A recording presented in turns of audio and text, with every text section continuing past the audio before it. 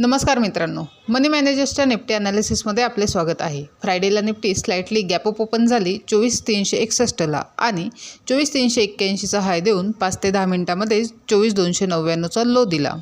त्यानंतर साधारण 12 वाजेपर्यंत 30 ते 40 पॉईंटमध्येच कन्सॉलिडेट केले आणि 12:30ला 24,380 ब्रेक करून 24,429चा हाय दिला आणि पुन्हा डाऊन मूव्ह करत 24,366ला क्लोज झाली।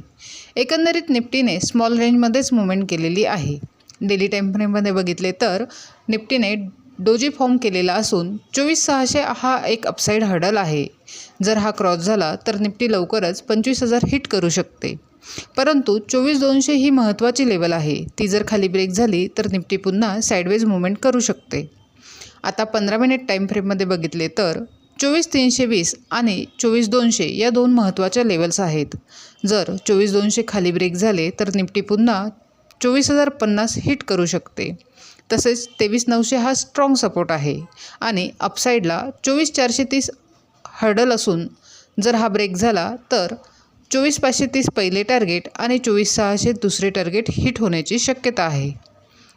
तसेच 24,320 ते 24,200 हा नो ट्रेडिंग झोन असणार आहे। Overall market buy on dips असले तरी ट्रेड करताना प्राइस ॲक्शननुसारच करावा।